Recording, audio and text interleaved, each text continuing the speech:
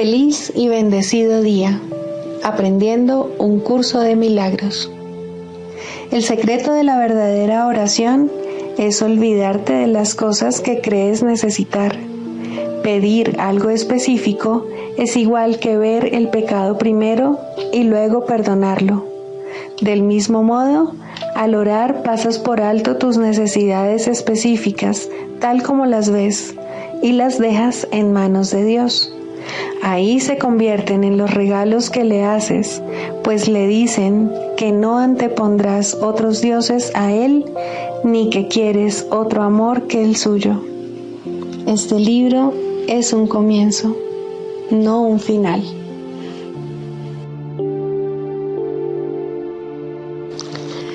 La percepción es una función del cuerpo y por lo tanto supone una limitación de la conciencia. La percepción ve a través de los ojos del cuerpo y oye a través de sus oídos. Produce las limitadas reacciones que éste tiene. El cuerpo aparenta ser, en gran medida, automotivado e independiente, mas en realidad solo responde a las intenciones de la mente. Si la mente lo utiliza para atacar, sea de la forma que sea, el cuerpo se convierte en la víctima de la enfermedad, la vejez y la decrepitud. Si la mente, en cambio, acepta el propósito del Espíritu Santo, el cuerpo se convierte en un medio eficaz de comunicación con otros, invulnerable mientras se le necesite, que luego sencillamente se descarta cuando deja de ser necesario. De por sí, el cuerpo es neutro, como lo es todo en el mundo de la percepción. Utilizarlo para los objetivos del ego o para los del Espíritu Santo depende enteramente de lo que la mente elija.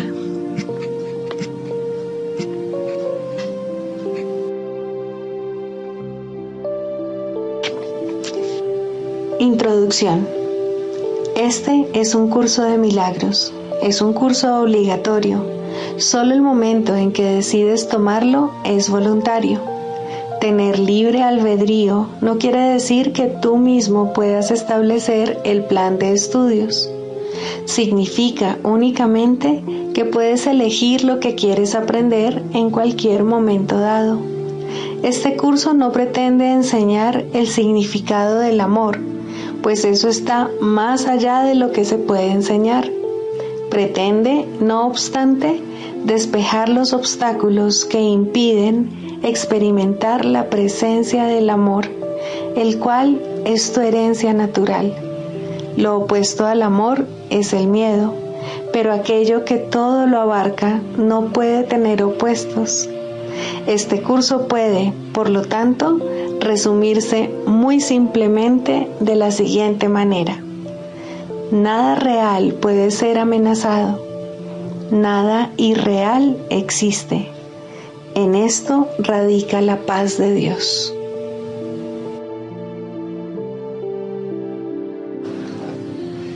Cuando se obran milagros con vistas a hacer de ellos un espectáculo para atraer creyentes, es que no se ha comprendido su propósito.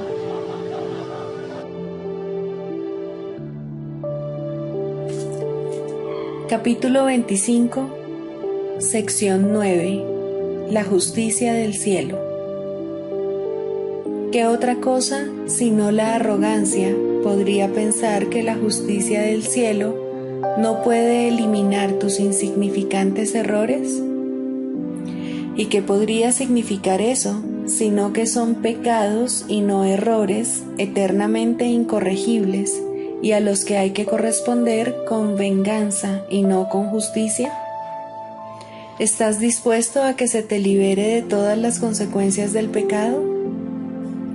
No puedes contestar esta pregunta hasta que entiendas todo lo que implica la respuesta, pues si contestas sí, significa que renuncias a todos los valores de este mundo en favor de la paz del cielo. Significa también que no vas a conservar ni un solo pecado, ni a abrigar ninguna duda de que esto es posible, que le permitiese al pecado conservar su lugar. Significa asimismo que ahora la verdad tiene más valor para ti que todas las ilusiones.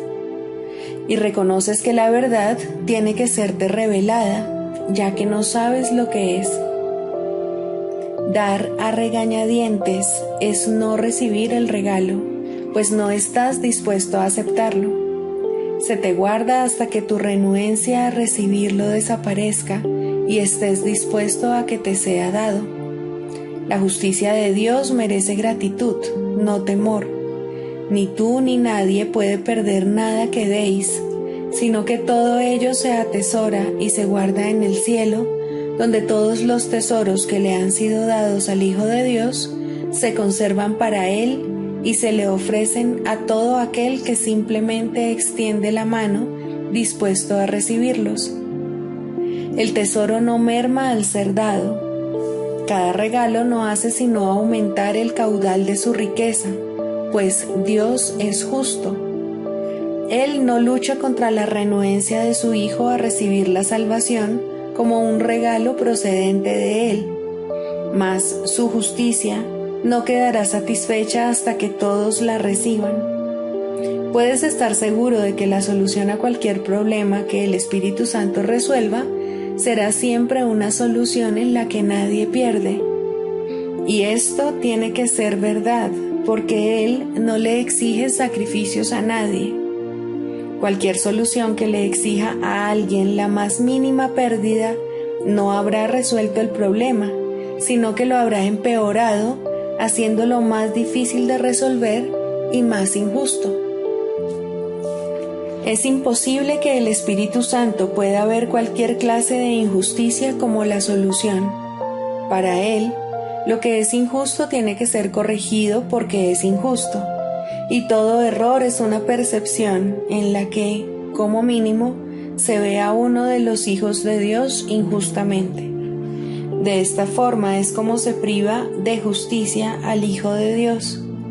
Cuando se considera a alguien un perdedor, se le ha condenado, y el castigo, en vez de la justicia, se convierte en su justo merecido.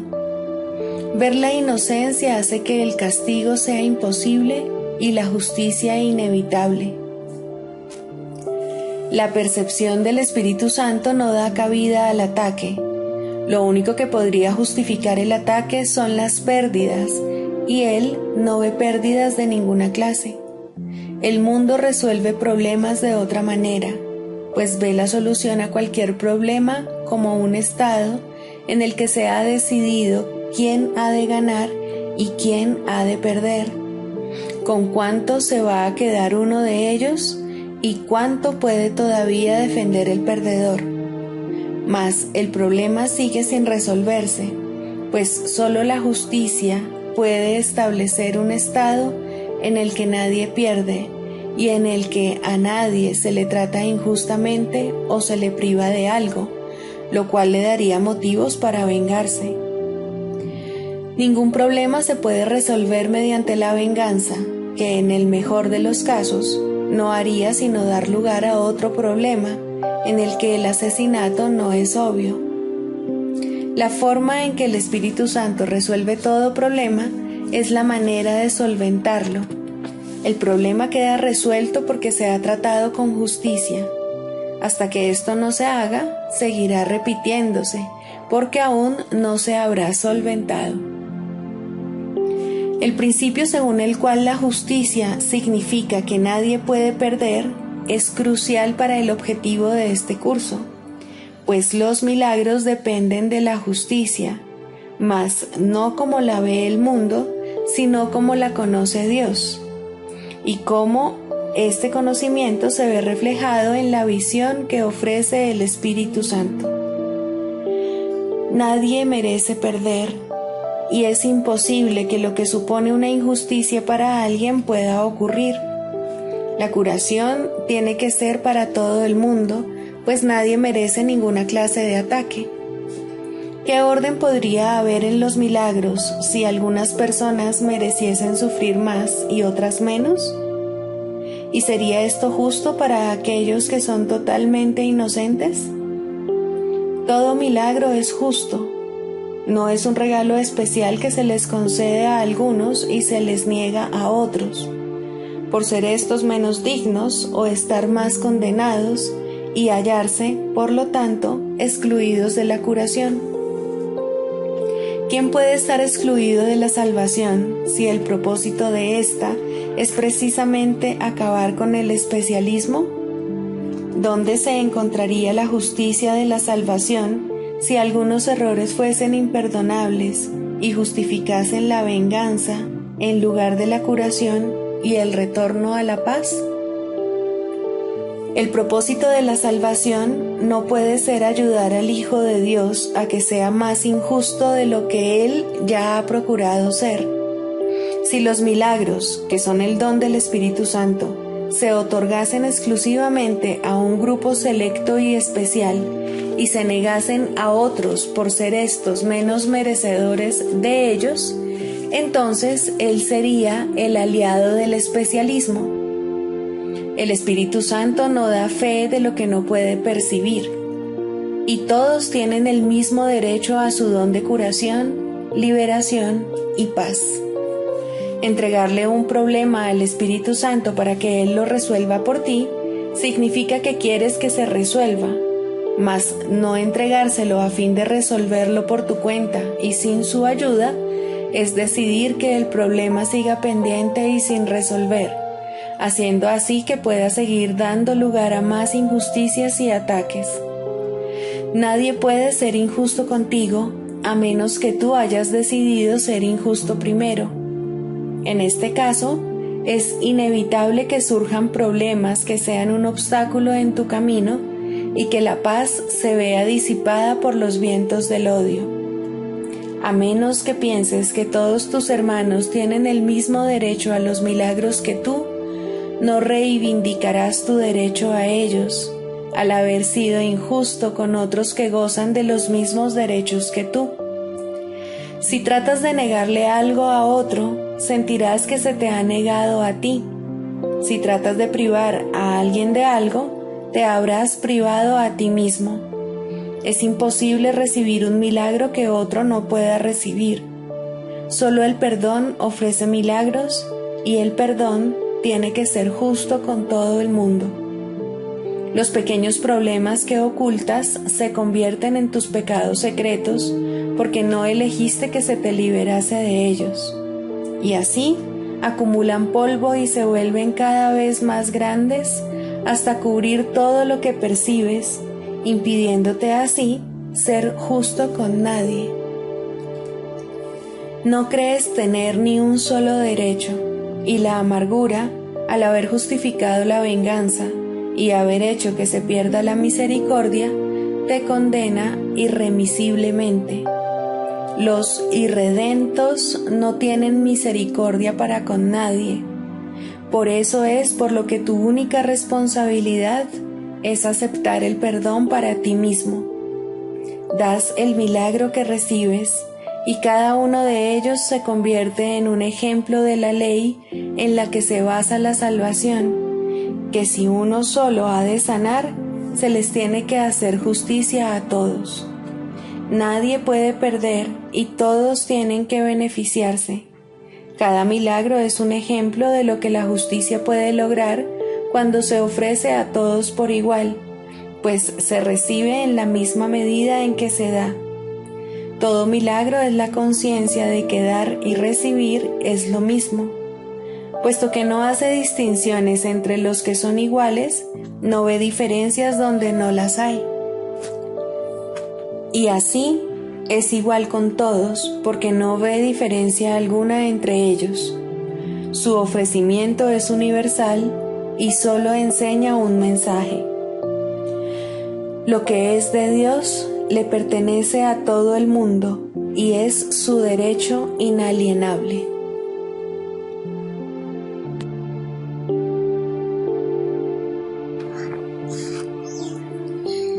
¿Qué es la salvación? La salvación es la promesa que Dios te hizo de que finalmente encontrarás el camino que conduce a Él, y Él no puede dejar de cumplirla.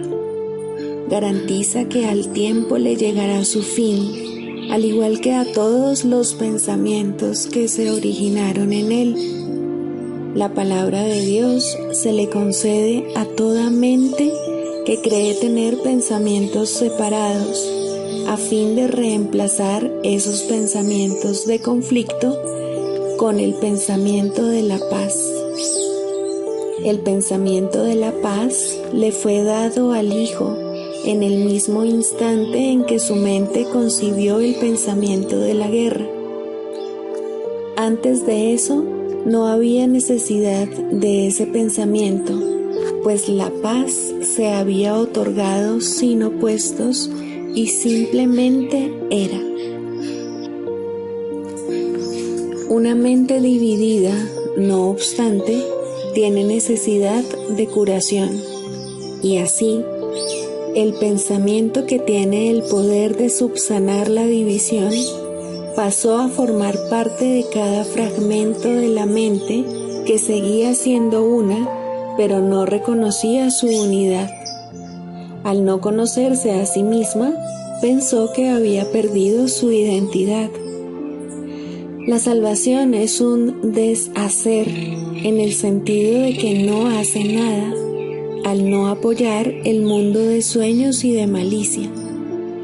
De esta manera, las ilusiones desaparecen. Al no prestarles apoyo, deja que simplemente se conviertan en polvo, y lo que ocultaban queda ahora revelado, un altar al santo nombre de Dios, donde su palabra está escrita con las ofrendas de tu perdón depositadas ante Él, y tras ellas, no mucho más allá, el recuerdo de Dios. Acudamos diariamente a este santo lugar y pasemos un rato juntos. Ahí compartimos nuestro sueño final. Es este un sueño en el que no hay pesares, pues contiene un atisbo de toda la gloria que Dios nos ha dado.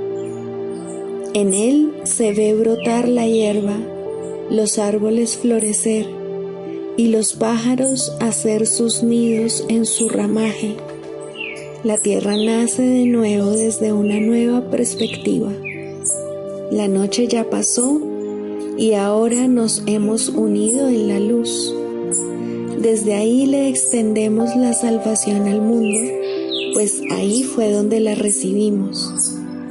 El himno que llenos de júbilo entonamos le proclama al mundo que la libertad ha retornado, que al tiempo casi le ha llegado su fin y que el Hijo de Dios tan solo tiene que esperar un instante antes de que su Padre sea recordado, los sueños hayan terminado, la eternidad haya disuelto al mundo con su luz y el cielo sea lo único que exista.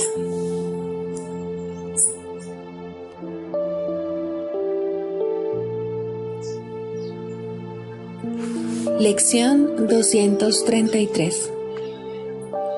Hoy le doy mi vida a Dios para que Él la guíe.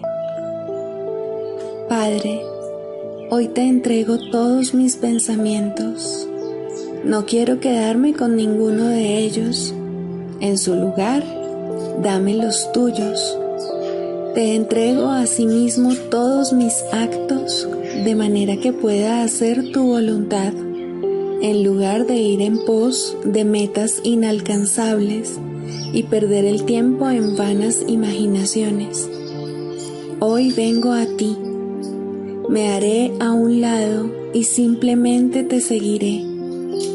Sé tú el guía hoy, y yo el seguidor que no duda de la sabiduría de lo infinito, ni del amor cuya ternura no puedo comprender, pero que es, sin embargo, el perfecto regalo que tú me haces. Hoy nos dirige un solo guía, y mientras caminamos juntos, le entregamos este día sin reserva alguna. Este es su día, y por eso es un día de incontables dones y de infinitas mercedes para nosotros.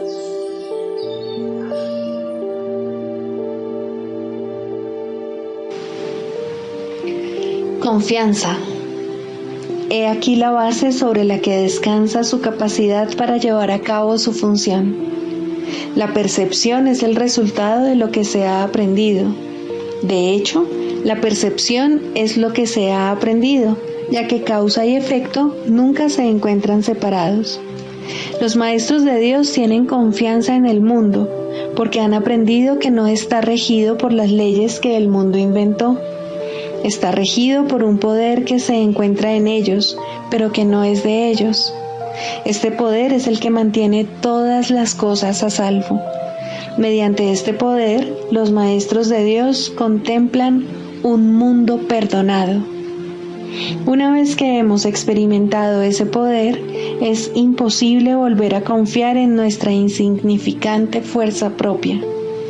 ¿Quién trataría de volar con las minúsculas alas de un gorrión cuando se le ha dado el formidable poder de un águila? ¿Y quién pondría su fe en las miserables ofrendas del ego cuando los dones de Dios se encuentran desplegados ante él? ¿Qué induce a los maestros de Dios a efectuar este cambio? A. Desarrollo de la confianza. En primer lugar, tienen que pasar por lo que podría calificarse como un periodo de deshacimiento. Ello no tiene por qué ser doloroso, aunque normalmente lo es. Durante este periodo parece como si nos estuviesen quitando las cosas, y raramente se comprende, en un principio, que estamos simplemente reconociendo su falta de valor. ¿De qué otro modo se iba a poder percibir lo que no tiene valor, a no ser que el perceptor estuviese en una posición desde la que no puede sino ver las cosas de otra manera? Aún no ha llegado al punto en el que puede efectuar el cambio interno totalmente. Por ello, el plan a veces requiere que se efectúen cambios en lo que parecen ser las circunstancias externas. Estos cambios son siempre beneficiosos. Una vez que el Maestro de Dios ha aprendido esto, pasa a la segunda fase. Ahora el Maestro de Dios tiene que pasar por un periodo de selección. Este periodo es siempre bastante difícil, pues al haber aprendido que los cambios que se producen en su vida son siempre beneficiosos, tiene entonces que tomar todas sus decisiones sobre la base de si contribuyen a que el beneficio sea mayor o menor. Descubrirá que muchas cosas, si no la mayoría de las que antes valoraba, tan solo obstruyen su capacidad para transferir lo que ha aprendido a las nuevas situaciones que se le presentan. Puesto que ha valorado lo que en verdad no vale nada, no generalizará la lección por temor a lo que cree que puede perder o deba sacrificar. Se necesita haber aprendido mucho para poder llegar a entender que todas las cosas, acontecimientos, encuentros y circunstancias son provechosos. Solo en la medida en que son provechosos, deberá concedérseles algún grado de realidad en este mundo de ilusiones. La palabra valor no puede aplicarse a nada más. La tercera fase por la que el Maestro de Dios tiene que pasar podría llamarse periodo de renuncia. Si se interpreta esto como una renuncia a lo que es deseable, se generará un enorme conflicto. Son pocos los maestros de Dios que se escapan completamente de esta zozobra. No tiene ningún sentido, no obstante, separar lo que tiene valor de lo que no lo tiene, a menos que se dé el paso que sigue naturalmente. Por lo tanto, el periodo de transición tiene que ser un periodo en el que el Maestro de Dios se siente obligado a sacrificar sus propios intereses en aras de la verdad. Todavía no se ha dado cuenta de cuán absolutamente imposible sería una exigencia así. Esto solo lo puede aprender a medida que renuncia realmente a lo que no tiene valor. Mediante esa renuncia, aprende que donde esperaba aflicción, encuentra en su lugar una feliz despreocupación. Donde pensaba que se le pedía algo, se encuentra agraciado con un regalo. Ahora llega un periodo de asentamiento. Es este un periodo de reposo en el que el Maestro de Dios descansa razonablemente en paz por un tiempo. Ahora consolida su aprendizaje. Ahora comienza a ver el valor de transferir lo que ha aprendido de unas situaciones a otras. El potencial de lo que ha aprendido es literalmente asombroso, y el Maestro de Dios ha llegado a un punto en su progreso desde el que puede ver que en dicho aprendizaje radica su escape. Renuncia a lo que no quieres y quédate con lo que sí quieres. Qué simple es lo obvio y qué fácil. El Maestro de Dios necesita este periodo de respiro. Todavía no ha llegado tan lejos como cree, mas cuando está listo para seguir adelante, marcharán a su lado compañeros poderosos. Ahora descansa por un rato y los convoca antes de proseguir. A partir de ahí, ya no seguirá adelante solo. La siguiente fase es ciertamente un periodo de inestabilidad. El Maestro de Dios debe entender ahora que en realidad no sabía distinguir entre lo que tiene valor y lo que no lo tiene. Lo único que ha aprendido hasta ahora es que no desea lo que no tiene valor y que sí desea lo que tiene. Su propio proceso de selección, no obstante, no le sirvió para enseñarle la diferencia. La idea de sacrificio, tan fundamental en su sistema de pensamiento, imposibilitó el que pudiese discernir. Pensó que había aprendido a estar dispuesto, pero ahora se da cuenta de que no sabe para qué sirve estar dispuesto. Ahora tiene que alcanzar un estado que puede permanecer fuera de su alcance por mucho, mucho tiempo. Tiene que aprender a dejar de lado todo juicio y a preguntarse en toda circunstancia qué es lo que realmente quiere. De no ser porque cada uno de los pasos en esta dirección está tan fuertemente reforzado, cuán difícil sería darlos. Finalmente llega un periodo de logros. Ahora es cuando se consolida su aprendizaje. Lo que antes se consideraba simples sombras se han convertido ahora en ganancias substanciales con las que puede contar en cualquier emergencia, así como también en los periodos de calma. En efecto, el resultado de esas ganancias no es otro que la tranquilidad, el fruto de un aprendizaje honesto, de un pensamiento congruente y de una transferencia plena. Esta es la fase de la verdadera paz, pues aquí se refleja plenamente el estado celestial. A partir de ahí, el camino al cielo está libre y despejado y no presenta ninguna dificultad. En realidad, ya está aquí. ¿Quién iba a querer ir a ninguna otra parte si ya goza de absoluta paz? ¿Y quién querría cambiar su tranquilidad por algo más deseable? ¿Qué podría ser más deseable?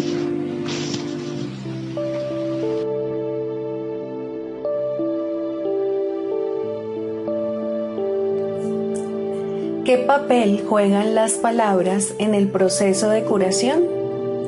Estrictamente hablando, las palabras no juegan ningún papel en el proceso de curación. El factor motivante es la oración o petición. Recibes lo que pides.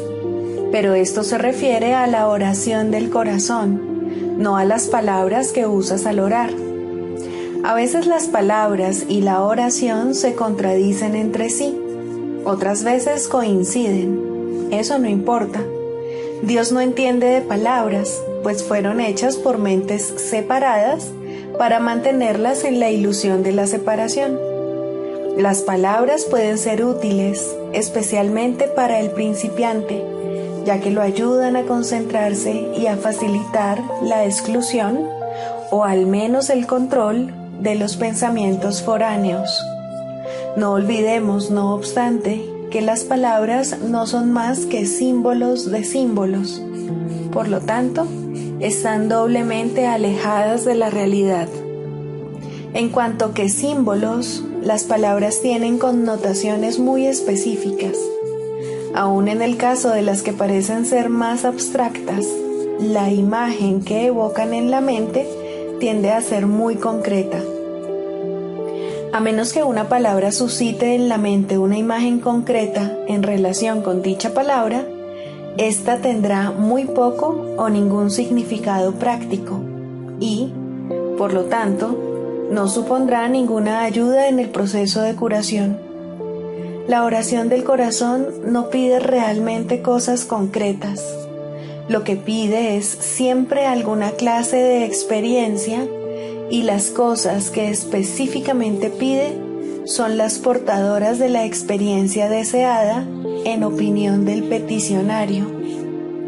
Las palabras, por consiguiente, son símbolos de las cosas que se piden, pero las cosas en sí no son sino la representación de las experiencias que se anhelan. La oración que pide cosas de este mundo dará lugar a experiencias de este mundo. Si la oración del corazón pide eso es lo que se le dará, porque eso es lo que recibirá. Es imposible entonces que en la percepción del que pide, la oración del corazón no reciba respuesta.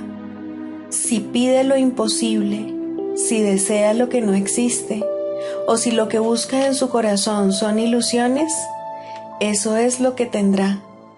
El poder de su decisión se lo ofrece tal como él lo pide. En esto estriba el cielo o el infierno. Al Hijo durmiente de Dios solo le queda este poder, pero es suficiente. Las palabras que emplea son irrelevantes.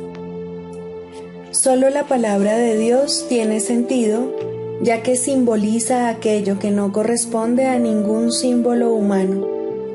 Solo el Espíritu Santo comprende lo que esa palabra representa, y eso también es suficiente. Debe evitar, entonces, el Maestro de Dios el uso de las palabras cuando enseña? Por supuesto que no. Son muchos a los que aún es necesario acercarse por medio de las palabras, ya que todavía son incapaces de oír en silencio. No obstante, el Maestro de Dios debe aprender a utilizar las palabras de otra manera. Poco a poco aprenderá a dejar que las palabras le sean inspiradas, a medida que deje de decidir por sí mismo lo que tiene que decir.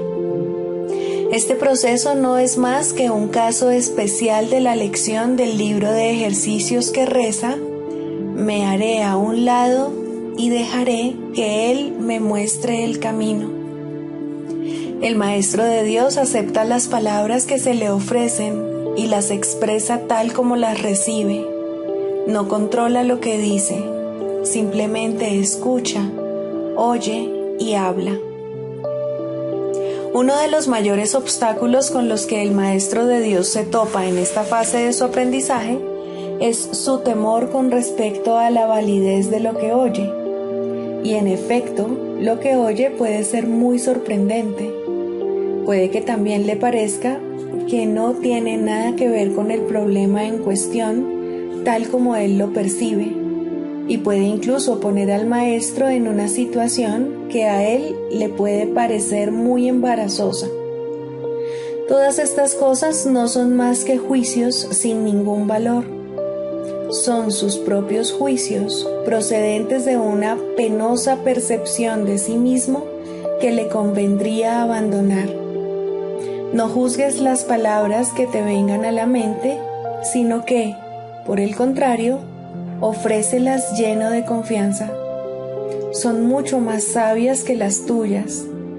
Detrás de los símbolos que usan los maestros de Dios se encuentra la palabra de Dios, y Él mismo imbuye las palabras que ellos usan con el poder de su espíritu y las eleva de meros símbolos a la llamada del cielo en sí.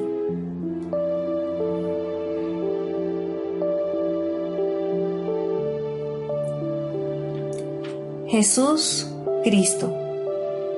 ¿No necesitas ayuda para entrar en el cielo? pues jamás te ausentaste de Él. Pero si necesitas una ayuda que proceda de más allá de ti, pues te encuentras limitado por falsas creencias con respecto a tu identidad, la cual solo Dios estableció en la realidad. Los ayudantes que se te proveen varían de forma, aunque ante el altar son uno solo.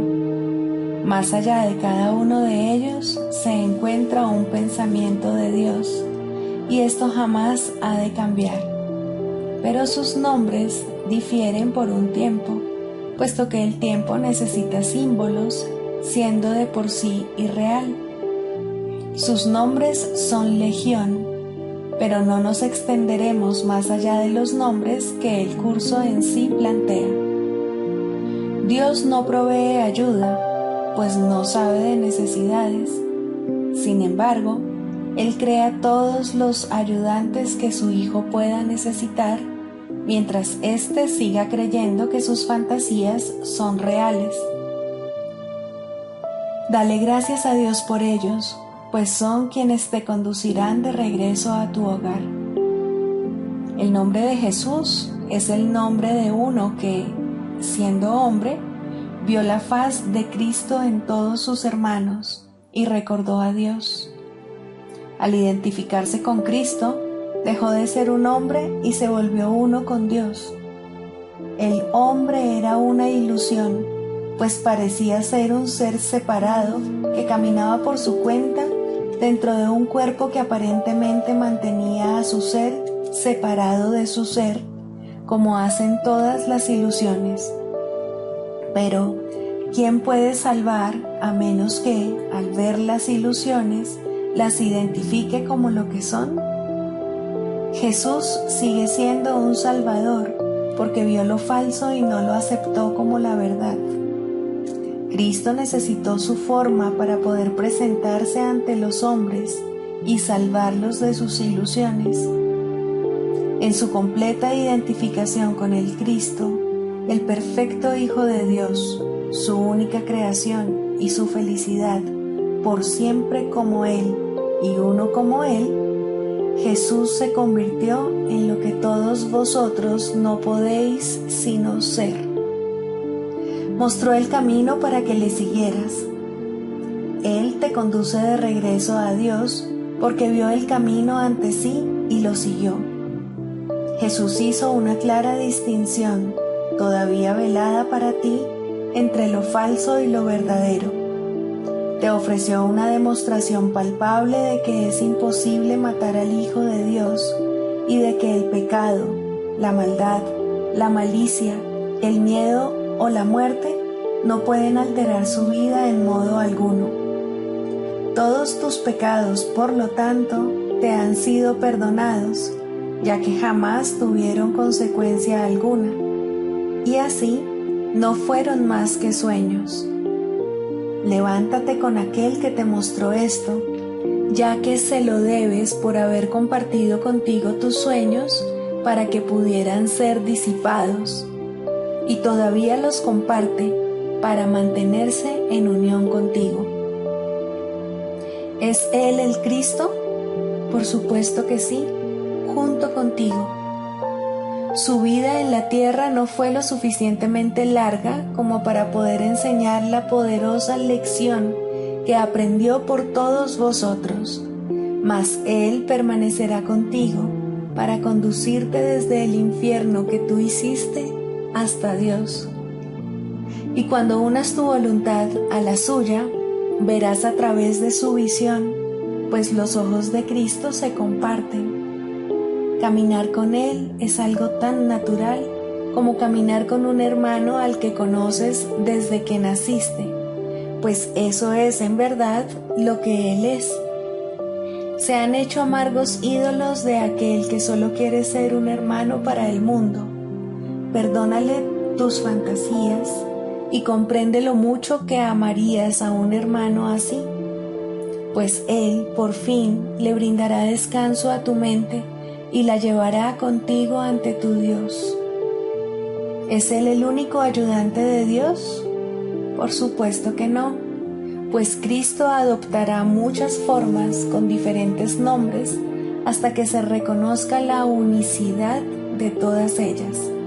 Mas para ti, Jesús es el portador del único mensaje de Cristo acerca del amor de Dios. No tienes necesidad de ningún otro. Es posible leer sus palabras y beneficiarse de ellas sin aceptarle en tu vida, mas Él te ayudaría todavía más si compartieses con Él tus penas y alegrías y renunciases a ambas para hallar la paz de Dios. Con todo, lo que Él quiere que aprendas más que nada sigue siendo la lección que vino a enseñar, la cual reza así: la muerte no existe porque el Hijo de Dios es como su Padre. No puedes hacer nada que pueda alterar el amor eterno. Olvida tus sueños de pecado y de culpabilidad, y en su lugar, ven conmigo a compartir la resurrección del Hijo de Dios, y trae contigo todos aquellos que Él te ha enviado para que cuides de ellos como yo cuido de ti.